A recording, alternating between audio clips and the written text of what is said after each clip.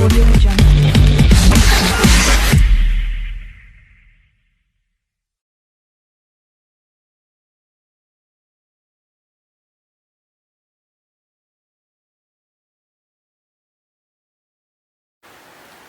Assalamualaikum warahmatullahi wabarakatuh. Perkenalkan, nama saya Hoyuni Elvira, NIM 180581165. Baiklah, pada kesempatan kali ini saya akan menjelaskan materi tentang sikap. Yang pertama, kita akan membahas pengertian dari sikap. Menurut pendapat ahli Cholhon dan Acocela pada tahun 1995, mereka berpendapat bahwa sikap merupakan sekelompok keyakinan, perasaan yang melekat tentang objek tertentu dan kecenderungan untuk bertindak terhadap objek tersebut dengan cara tertentu. Sedangkan menurut Sarwono, sikap merupakan kesiapan seseorang untuk bertindak secara tertentu terhadap hal-hal tertentu. Jadi dapat kita simpulkan bahwa sikap merupakan pandangan, perasaan, dan kecenderungan seseorang bertindak terhadap objek sikap. Selanjutnya, kita membahas tentang aspek-aspek sikap. Aspek-aspek sikap menurut Fishman dan Adzen pada tahun 1975 itu dibagi menjadi dua. Yang pertama yaitu aspek keyakinan terhadap perilaku. Aspek keyakinan terhadap perilaku ini merupakan pengetahuan individu tentang objek sikap, dapat berupa opini individu tentang hal yang belum tentu sesuai dengan kenyataannya. Jadi, semakin positif keyakinan individu terhadap objek sikap, maka semakin positif pula lah sikap individu terhadap objek sikap tersebut. Yang kedua, aspek evaluasi akan akibat perilaku. Aspek evaluasi akan akibat perilaku ini merupakan penilaian individu terhadap akibat atau hasil yang dapat diperoleh apabila menampilkan atau tidak menampilkan perilaku tertentu.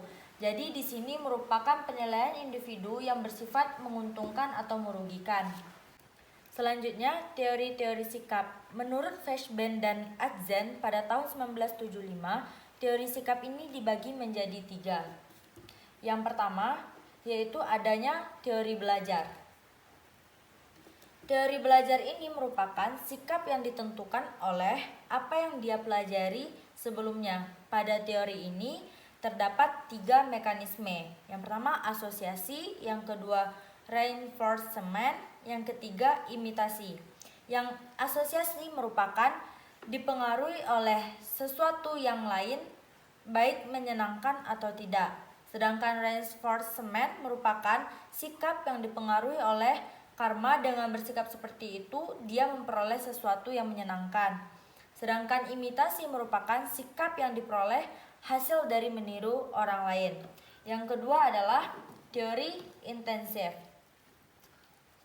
Teori intensif merupakan suatu sikap individu yang mempertimbangkan keuntungan dan kerugian untuk mengambil alternatif yang dipandang lebih baik. Yang ketiga, teori konsistensi kognitif. Teori konsistensi kognitif ini adalah keberadaan manusia yang dianggap sebagai individu yang telah memahami makna, struktur, dan hubungan kognitifnya. Pada teori ini dibagi lagi menjadi 4 bagian teori. Yang pertama yaitu teori keseimbangan dari Heider. Yang kedua, teori stimulus, respon, dan penguatan. Yang ketiga, teori disonansi kognitif dan Festinger. Dan yang terakhir yaitu teori dua faktor dari Rosenberg. Yang terakhir adalah hubungan sikap dan perilaku. Di sini saya mempunyai bagan yang dapat dilihat bahwa keyakinan seorang bahwa setiap perilaku menimbulkan hasil tertentu dan penilaian orang akan hasil tersebut itu dipengaruhi oleh sikap terhadap perilaku.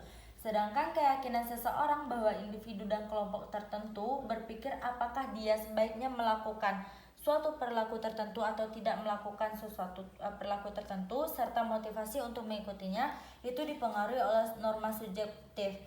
Sikap terhadap perilaku dan norma subjektif ini dipengaruhi oleh niat dari individu tersebut. Jika sudah adanya niat dari individu tersebut, maka terbentuklah perilaku. Perilaku ini merupakan sikap yang dihasilkan dari perilaku individu tersebut.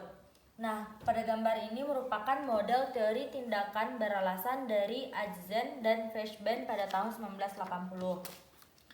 Pada model teori tindakan beralasan ini, dia mempunyai 3 langkah. Yang pertama yaitu model teori ini memprediksikan perilaku seseorang berdasarkan dari maksudnya.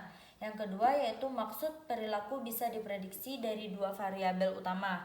Yang terakhir yaitu sikap terhadap perilaku diprediksi dengan menggunakan kerangka nilai-nilai harapan yang telah diperkenalkan.